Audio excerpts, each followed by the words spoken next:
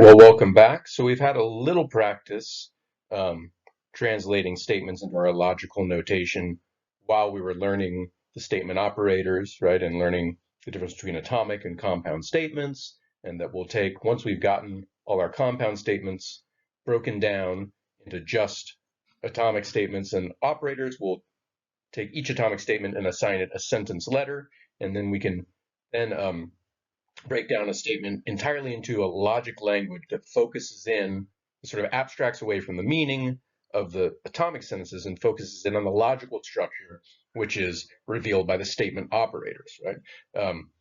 So we're going to practice that a bit. Again, we're building towards a method of checking arguments for validity, right?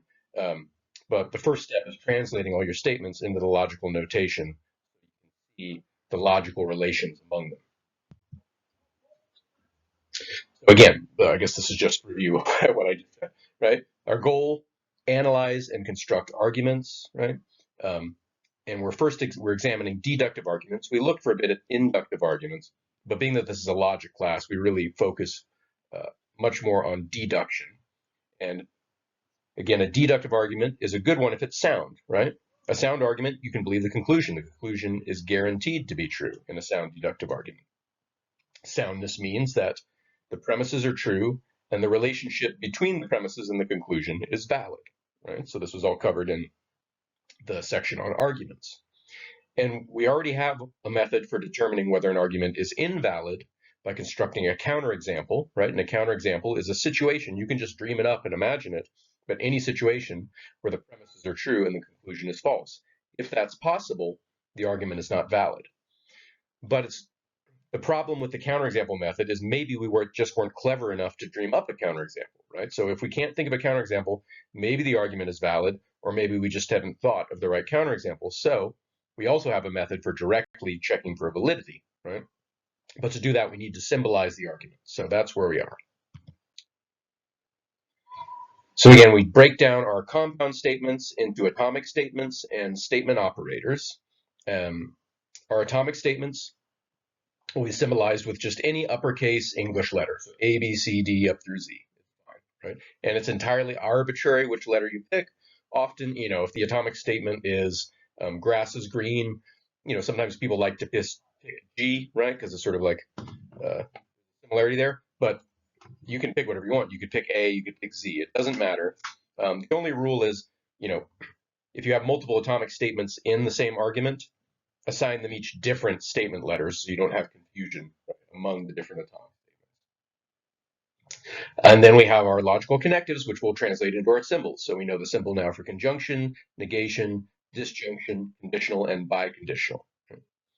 So there's further logic, more advanced logic courses you can take, and those have you can break down atomic statements even further, right, into their parts. You can cover other sort of logical connectives like everything and something and, possibly.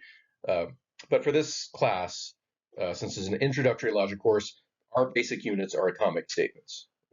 That's as far as we break things down. So today we're just going to practice and develop strategies for symbolizing arguments, symbolizing statements. Obviously, symbolizing an argument is just symbolizing each premise and the conclusion, right? So if you can symbolize a statement, you can symbolize an argument. And then we'll work on using those symbolized statements to check for validity, right? Now, just as an aside, right, for an argument to be good, it doesn't need to be just valid, it also needs to be sound.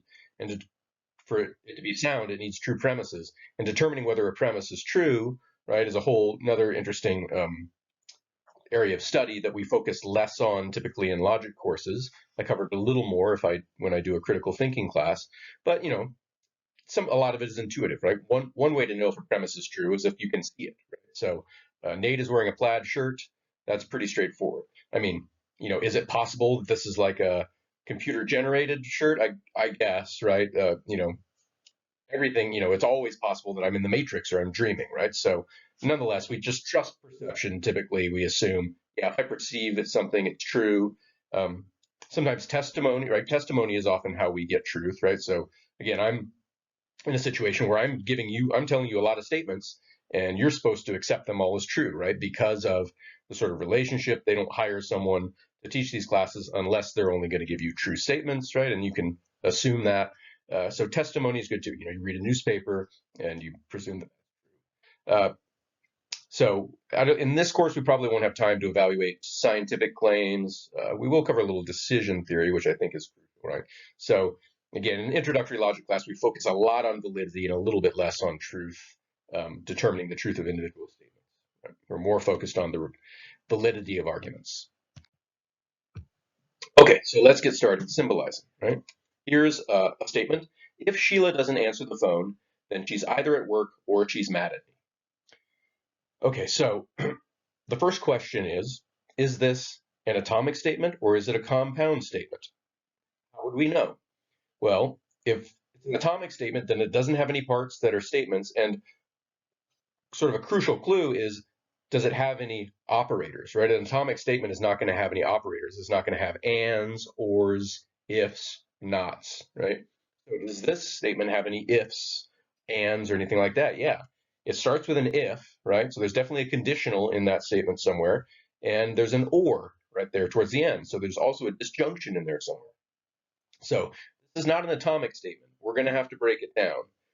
Then the second question you want to ask is, well, what's the main operator? Right? Now, the main operator takes sometimes it takes a little context, a little understanding of English, but I can give you some big clues, right? So first of all, if you see a comma in a sentence, that's a good clue that that's how the sentence breaks in half, right? And typically, the main operator is going to be around the comma. So here we have, if Sheila doesn't answer the phone, comma, then some more stuff, right? So we got an if and a then, and they're separated by a comma. That's a good hint that what we're dealing with here is a conditional statement, right? That's the main operator. What this sentence is setting up is like, if this thing, then the other thing, right? So even though there's an or there in the end, that's not the main thing the statement is doing. It's not saying here's two possibilities. It's saying here's some conditions, and if they're satisfied, the other thing follows, right? So follow the clue of the comma, but also use your common sense. What is this sentence up to? And it seems to be giving us conditional. So, right, this is all what we covered, right? So the commas are a big hint. And again, every conditional, this is a conditional statement, right? The comma breaks right before a then, right? That's a big hint. So when we have a conditional always has two parts, right? The antecedent and the consequent. So we want to look now for the antecedent and the consequent and make sure that when we symbolize it, we put them in the right spots, right? So if tells us here's the antecedent, right? Then tells us here's the consequent. So this statement is set up in a pretty straightforward way, right? Left part is the antecedent, right? The part that follows the if. The right part is the then.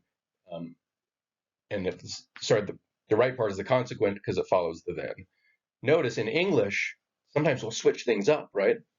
I could say, Sheila's either at work or mad at me if she doesn't answer the phone, right? That would mean the same thing. There we swapped the antecedent around in English. So part of the trick when you're dealing with conditionals is finding the antecedent and the consequent and making sure when you symbolize it, you put the antecedent to the left of the arrow, even if in the sentence it's in a different spot. Okay, so here's our first step. We've broken down, we've found that the main operator is conditional, right? And so we put it in the middle there. We've got the antecedent, the part that followed the if, to the left of the arrow. Sheila doesn't answer the phone. And then the part that followed the then, she's either at work or she's mad at me, we've got in the consequent spot, the right of the arrow. Now notice we got rid of both the if and the then, right? So we don't put in two arrows, one for the if and one for the then. If and then come together, right? And you don't always get a then, right? Again, English will scramble things up. So the sentence might have said, if Sheila doesn't answer the phone, she's either at work or she's mad at me, right? That time the then wasn't there. You'd have to kind of figure out that, well, the consequent must be the rest of it, since the if is right before Sheila doesn't answer the phone. But in any case, right, yeah, if and then, they don't each get an arrow. You get one arrow saying, this is a conditional. Right, and I said, sometimes if can show up in the middle of the state in this sentence, right? Sheila's either at work or she's mad at me if she doesn't answer the phone. Both of those statements, right, that I just popped up, when you translate them, would all look like one, right? They should both turn out the same as one because the logic is the same, even though in English we might move them around. So again, when you're trying to figure out where's the antecedent, you can't trust that it'll always be at the beginning of the sentence. You have to look for the if. If tells you where the antecedent is coming, right? And once you found the antecedent, the rest has to be the consequent. Maybe you'll get a then that clues you in, maybe you won't get a then, right? So now the question is, we found that this is a conditional, right? So we've set it up, we've replaced the if then with the arrow, we found the antecedent, we found the consequent. Now we need to see if the antecedent or the consequent are also compound statements, right? And if they need to be broken down further. So let's look at the antecedent. Sheila doesn't answer the phone. Often people will look at this and they at first think it's atomic, right? But this has an operator in it. It's got a not, right? Doesn't means Sheila does not answer the phone. So this actually has a negation in it. It's a negation of Sheila does answer the phone. So we can break it down further. Look at here at sentence 2. We've got the squiggly not. Sheila does answer the phone. Arrow. She's either at work or she's mad at me, right? So we're breaking it down bit by bit. We've removed the not and replaced it with a negation and put it at the beginning of the antecedent there. Okay, so here's where we're at, right? Number 2, not Sheila does answer the phone. Arrow, she's either at work or she's mad at me, right? So again, we have to keep looking and saying, okay, are we dealing with atomic statements? Can we stop and just assign sentence letters? Or are we dealing with compound statements? Do we need to keep breaking them down? Sheila does answer the phone. Is that atomic? Well, I don't see an and, an or, an if, or a not in that statement. So yeah, that one's atomic, right? What about the consequent here, the part after the arrow? She's either at work or she's mad at me. Is that atomic? Well, no, it's got an or in it, right? That's a statement operator. So that means this needs to be broken down further. It's a compound statement. Let's go ahead and do that. Look at number 3 here. So again, we have negation. Sheila does answer the phone, the conditional arrow, and then we've broken down the consequent into she's at work or she's mad at me. Now now notice again, this was an either or, but they don't each get their own wedge symbol. It's like if and then, they kind of go together, but together they say here's one disjunction, right? So we just put one disjunction in between she's at work and she's mad at me. And notice I've put it in parentheses, right? I put the consequent in parentheses. That's because we've got 2 operators here. We've got the conditional, we've got the disjunction. We need to keep track of which is the main operator, right? And we already decided that was conditional. So the rule is the main operator always floats free. There's no parentheses around the main operator, but any operator that isn't the main goes in parentheses. The exception being negation, right? You'll notice over there on the left, the negation is floating free. That's okay, right? But if you got competing arrows and wedges or conjunctions, right? If it's not the main operator, put it in parentheses. Okay, so moving on. So now we're at 3, right? We've broken it down. We've got negation, Sheila does answer the phone, conditional arrow, parentheses, she's at work or she's mad at me. Okay, do we have any more compound statements hanging out in there, or have we broken everything down to atomic statement? Let's see. We already decided Sheila does answer the phone, atomic. What about she's at work? Looks atomic to me. There's no and, there's no or, there's no if. What about she's mad at me? Also looks atomic, right? There's no nots, there's no ands, no ors, and so on. So we've broken it down, right, to atomic statements and statement operators. So now we can assign sentence letters to each of our atomic statements. So we can pick, again, whatever letter you want. I'm going to pick P for Sheila does answer the phone.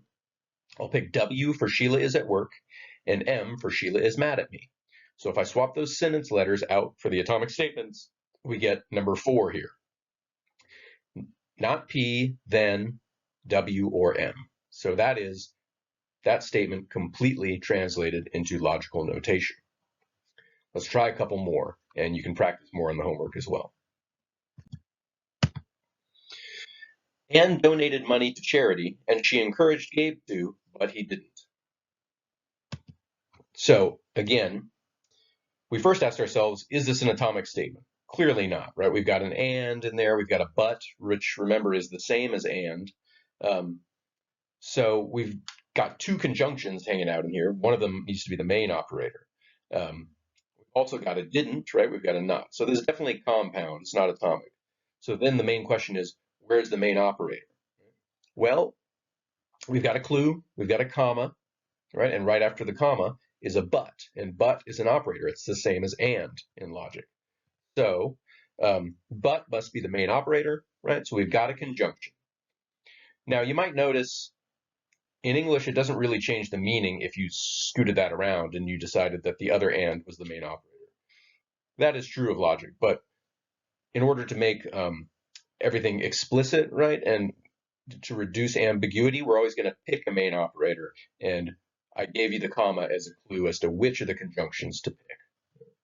But with and, you can kind of be a little loose about which is the main one. If same with ors, right? Conditional is very different, right? You have to be very careful with conditionals. So let's just be let's just keep it rigorous, and let's always look for the main operator and use the comma as a clue when you have it.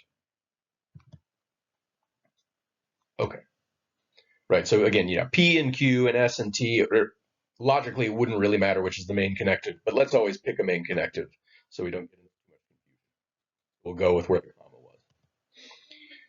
Okay, so here we have replaced that but with a conjunction, right? So Anne donated money to charity and she encouraged Gabe to, conjunction, he didn't, right? So now we've got our left conjunct and our right conjunct. So now we ask ourselves, are we done? Do we have atomics, just one statement operator and two atomic conjuncts? Well, no, right? Anne donated money to charity and she encouraged Gabe to, that's the left conjunct. That is also a compound statement because it's got and in it, right? And then he didn't, that's also a compound statement because it's got a negation. So we got to keep working, keep breaking down. Let's start with the left one. It seems to be the most complicated. There's actually only one operator, so it's not that logically complicated. It's just got a lot of words.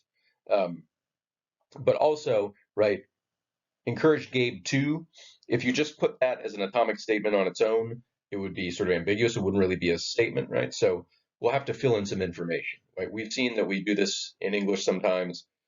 Conjunctions, we'll kind of leave out a little information because it's obvious in context and it makes the English more efficient. But when we translate it into logic, we need to make it more explicit. So let's do this. Anne donated money to charity, and Anne encouraged Gabe to donate money to charity. Right? That makes it very explicit what his to part is, and she encouraged Gabe to. Right? Okay. So we decided that's a conjunction, but it's not the main operator, right? The main operator was the but.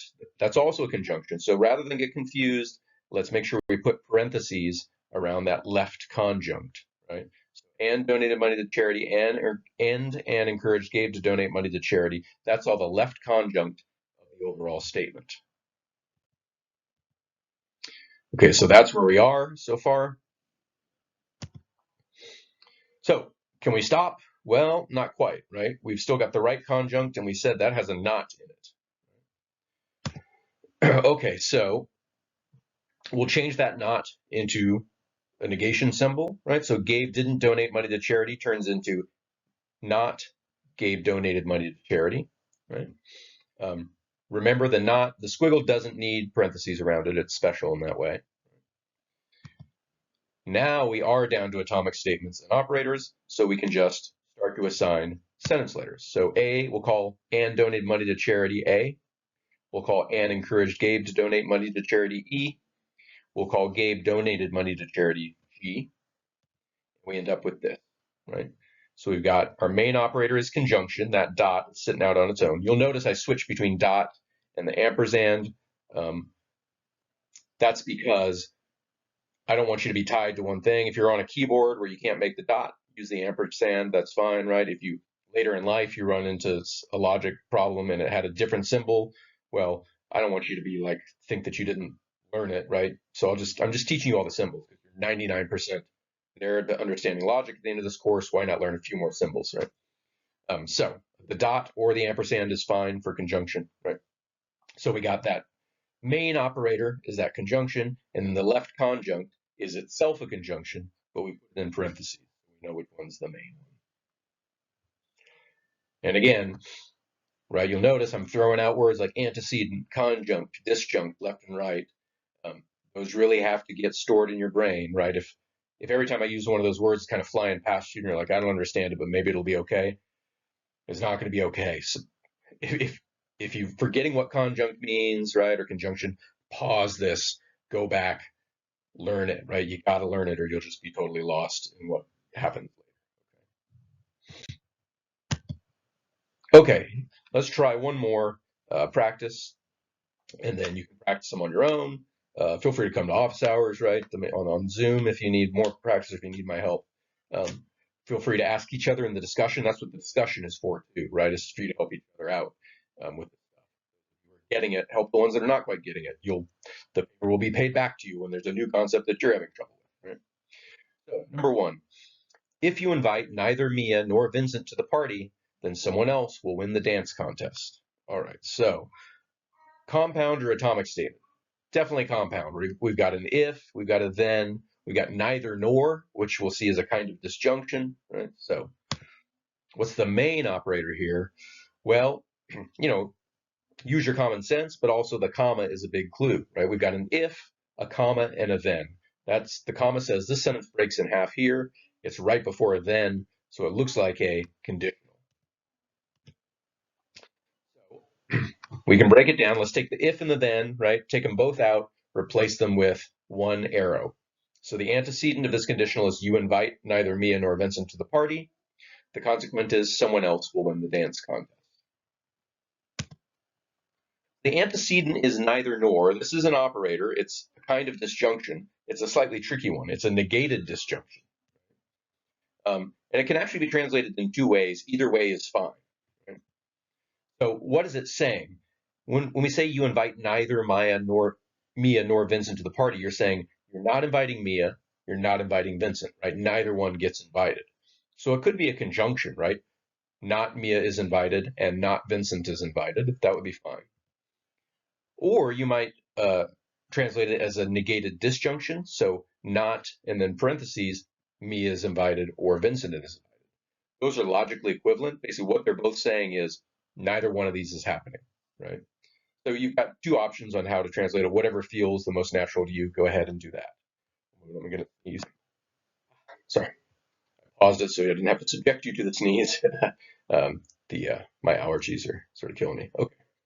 So, right, neither nor, that's throwing a little wrench into things, but it's just it's a negated disjunction, or if you like, a conjunction of two negations. Either way is fine. What it's saying is neither one of these things happens. Okay. So we'll go with the negated disjunction interpretation here. So the antecedent, right, is the negation of the disjunction. You invite Mia to the party or you invite Vincent to the party. The consequent is someone else will win the dance contest. Are there any more operators in here? Well, no, actually, we've gotten them all out. So let's do the atomic statements. All right. So M, you invite Mia to the party. V, you invite Vincent to the party. S, someone else will win the dance contest. You could use whatever letters you like. Those are the letters I used. And so this is the translation.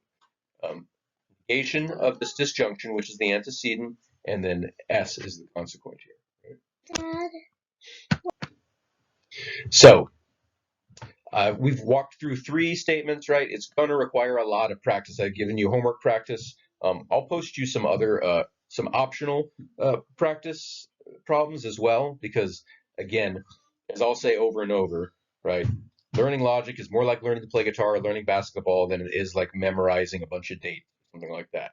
You got to practice because each new skill I teach you, it has to become second nature, so you don't even think about it, so that you can then do the next thing I'm teaching you, right? So again, it's like I'm teaching you to dribble right now, right? And take your time, use your notes, make sure you're figuring out how to dribble. But at a certain point, you have to be able to dribble without checking your notes because you have to start looking for opponents and moving while dribbling, right? Dribbling has to become second nature.